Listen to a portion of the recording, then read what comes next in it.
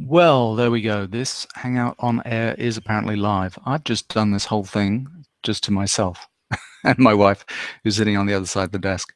Must admit, kind of the YouTube's Hangout on Air application is not entirely intuitive. But anyway, so apologies for the late start to this. It's 3:53 p.m. Chicago time, Tuesday, 7th of April. Hope you had a great day trading today. We had a nice kind of long weekend, a little bit of activity on Friday when the markets pre-open because we had some employment numbers kind of came out, but that set the stage for a pretty big rally on Monday. So it's been exciting over the last several days. Want to talk about what the US dollar is doing and some kind of counter trades, British pound and crude oil, kind of on the big picture. But I want to start off by talking about this seasonal trade that's kind of lining up. And we had this beautiful pattern last year that kind of played out beautifully, and potentially, we've got the same thing kind of going on. So I've linked in the notes to the side of this video an article, 5 seasonal trades that I really like on the Emini-Watch website. And they're 5 kind of seasonal trades I pick out because they've got fundamental basis to them. They've got some kind of fundamental driver kind of going on, particularly with money flows. And this one is really interesting around tax time. So tax time, 15th of April in the US, on the equities market. So this is us exactly a year ago, this cyan blue vertical bar. And this is this V pattern that we get in the seasonal indicator. We get a little bit of a sell-off into the 15th where people are kind of taking profits on longer term trades, plus they might be cashing out in order to pay taxes. And then money gets reinvested in some tax effective kind of instruments after the 15th, and we get a rally in the market. So this whole pattern takes about 10 days to work itself out. We get about 5 days of decline and then 5 days of rally. It's a little bit of a V reversal, and you can see last year this thing worked out really nicely. It kind of caught the bottom almost exactly. Let me see, this is the 15th kind of happening here. So we had the rally happening on the 15th, the weakness leading into the 15th, and then this kind of continued on for 4 or 5 days kind of afterwards. Now, seasonal indicators, free code, TradeStation code. I should put up, there's actually a NinjaTrader version that one of the Emini-Watch subscribers did for me, which is fantastic. I should put that up on the link on the website as well. Remember, when you're using this indicator, the seasonality indicator, it needs as much back history as possible. And just let me show you this. If I format this chart here, so actually you can't see that because it's just looking at my chart alone without the format settings. That's a shame. Let me try and explain this anyway. When you load up these charts, load them up from the 1st of January of the year. As much back history as you can. When I do this on my charts, this is going back, the E-mini is going back to the 1st of January 98. And then that gives you a good kind of 17, 18 years of back history from which to calculate this indicator. So the indicator is averaging out the moves kind of on those particular days over that long kind of time period, and then projecting out, tell you what it's likely to do over the next couple of days. So the projection is for the strength that we've had lately just to weaken a little bit, still kind of above the 0 line, so it could move a little bit kind of higher, but then we get some weakness and kind of sell-off activity and then some rally after that. So how this seasonal indicator, the seasonal pattern kind of plays out over the next few days is going to be absolutely key. We've got some real weakness in the equities market, and I think the FOMC meetings will be a catalyst for some kind of move, and then you start joining in the kind of the profit taking into tax time, and all of a sudden you've got an interesting kind of little bit of a sell-off here. And remember, we've also got in the background, we've got a crash signal warning, stock market crash signal warning, which, this could get ugly on the downside. So, it's out there. Let's just see. Obviously equities are strong. I'm not going to, say kind of more than that, but we have got a little seasonal pattern that's got to play itself out. So let's see how that weakness kind of plays. If you look at what we've had over the last couple of days, so 45-minute chart 10 days ago is saying, when we had this sell-off was not over until we had pullback to end of trend and probably a flush pattern kind of coming in, and the 2040 level was absolutely key, and that's what we've had kind of come back in. This 3040 level, absolutely key. We've kind of bounced off it 2 or 3 times now, but over the on the Friday when we had the weak employment numbers kind of came out, this thing overnight kind of got pushed down into 2039, and then they picked it up on the Sunday evening into the Monday. We had this super strong rally all the way back on Monday, but we've come back up to this kind of 80 level here, and it's kind of led by the amateurs. It's pretty weak at the moment. So yesterday's high was made with a Rambo pattern kind of up here.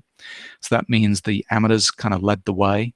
The volume yesterday was super light. It was only about 0.8 million contracts traded, partly because, you know, it's kind of Easter day weekend, a lot of the Europeans not back and so on. So it's not everybody was at their desks, but it was being led by the amateurs, kind of a low average trade size, low volume overall for the day, and we end up with a Rambo pattern. And then today's activity, we end up with a couple of amateur bars kind of testing into those highs and a nasty little sell-off into the close. So 2040 is still an absolutely key level kind of going forward. I've had this blue professional bar kind of set in on the 135-minute chart. That little overshoot on the 45-minute chart was caught by cyclical resistance that's kind of come in here, and you can see these amateur patterns, amateur up bars here. And what I don't like about this is this activity on the way up is amateur bars kind of leading the way, and we got rejected at cyclical resistance. So we're finding it difficult to get through 80, and the amateurs are kind of driving this. So that means it's weak. So 2040 is going to be critical on the break if we get a break to the downside. And if I show you on the daily chart here, this is this whole pattern where we've had Rambo patterns leading the way, and then it ends up with some weakness after some digestion. So, Rambo patterns takes a few days to work out, and then bang, sell off. Rambo pattern takes a little bit of time, then we've got some amateur up bars here, bang, sells off. This one's a quicker move into that.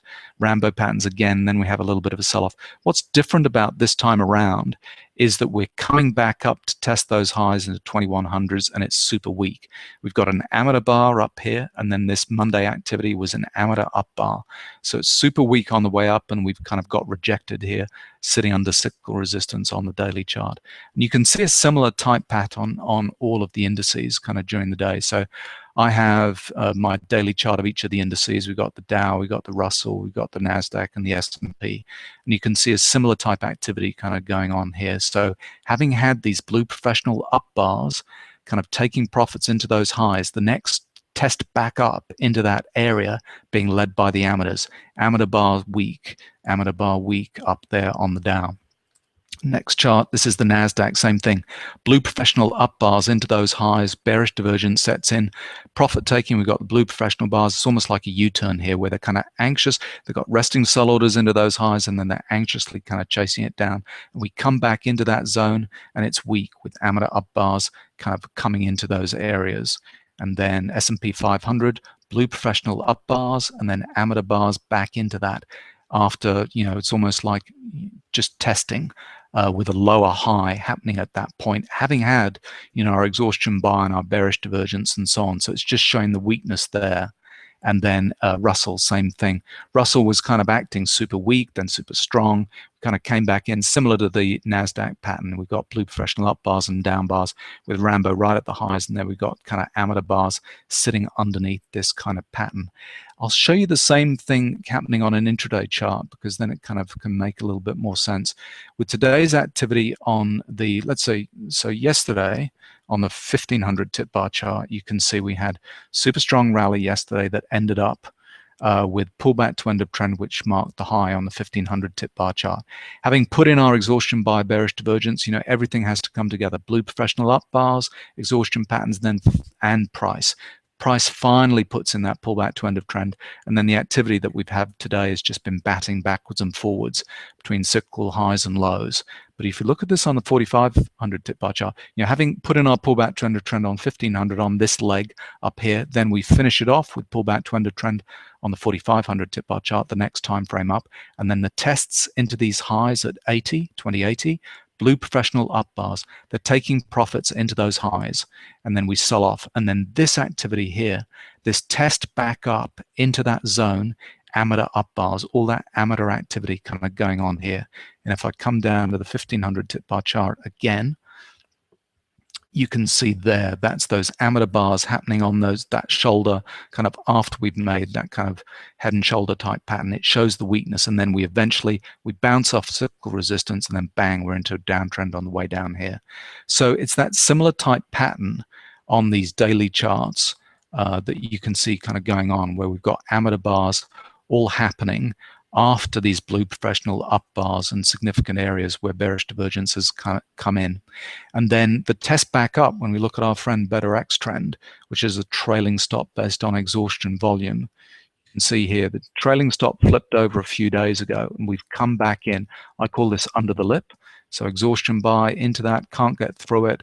We kind of get rejected today. We get rejected on the Dow, kind of turning away from that lip. And then this is the Russell. Russell was stronger. We flipped over here with exhaustion sell. Exhaustion into the lip, underneath the lip, can't get through it, and we kind of got rejected. We've not broken the lows yet. We've not done kind of significant damage on the downside to show a similar bar to this, but we're coming under the lip and it's getting rejected. So S&P 500, same thing, exhaustion buy into that under the lip area. We got rejected today and kind of turned around. On the E-mini chart, same thing, exhaustion buys into that, bang, got turned around. And the weekly chart and the Nasdaq, same thing. Big sell down bar, come back up, exhaustion buys, can't get through it. We got, we're ways away from it at this point here, but we got kind of turned away today. So all of those on the direction on the trailing stop based on exhaustion volume. You've got all these amateur bars kind of happening after we've made these kind of head and shoulder type patterns, and it's just showing weakness kind of going forward. And then in the background, we got, the seasonality indicator that's got to play in over the next several days. We've got to get this weakness and then have a rally back out of that. How this plays out, particularly with FOMC tomorrow, 1 p.m. Chicago time, Wednesday, is going to be absolutely key. And whether the FOMC meetings will be a catalyst for like some blow-off activity from which we then get the weakness that comes after, or is it going to be the FOMC notes that are the catalyst and we get the sell-off kind of immediately? This weakness we still have to play out on the seasonal kind of pattern. So how that plays out over the next day or two is really kind of critical. But it'll be something's going to happen around FOMC. Typically tomorrow, Wednesday, the first 45 minutes is the only kind of good time to trade. After that goes super quiet until those announcements kind of the minutes kind of come out at 1 p.m. or just prior to that, where whispers kind of come out and things kind of get interesting. So that's the picture on kind of the equities side of things. On the US dollar kind of side of things, I've been looking for a little bit of a bounce in British pound. Kind of been talking about this for the last just over about a week and a half. We've come down to significant levels with the currencies where the sell-off is finding some areas of support.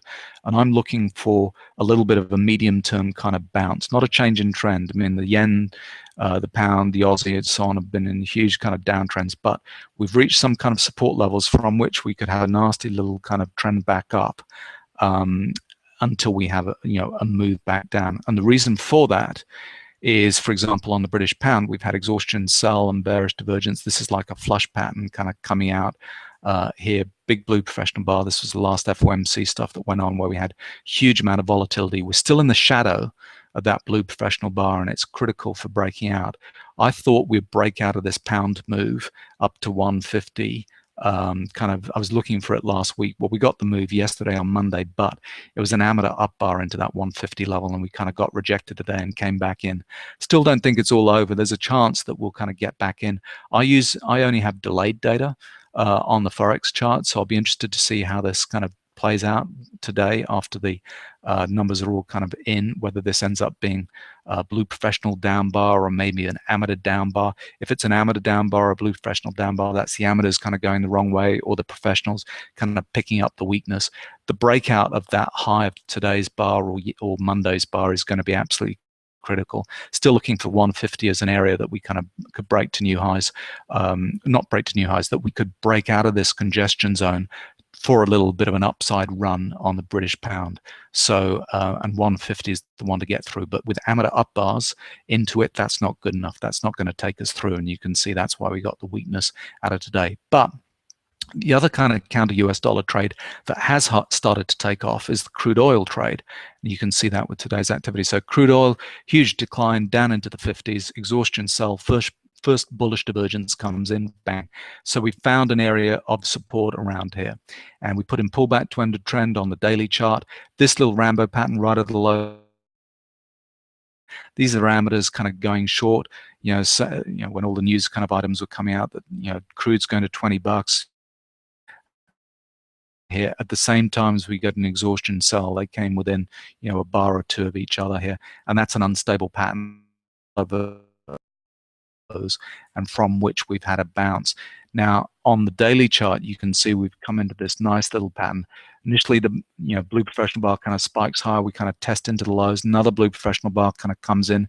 An inside blue professional bar, which is quite nice. Inside blue professional bars are quite nice because it shows that any selling that's going on, they're picking up and they're compressing the range. They're making sure they're in charge of what's going on here. So we've got this little kind of wedging pattern happening here, and then Monday, Tuesday, bang, break to the upside. It's not a super strong close today, but that's enough to show that there's a little bit of strength kind of happening in crude. And so as the US dollar, kind of potentially sells off a little bit, we've got, the other Forex currencies, pound, Aussie, yen, so on, kind of potentially strengthening, and then crude oil kind of strengthening as well, because it's almost like an anti-dollar play.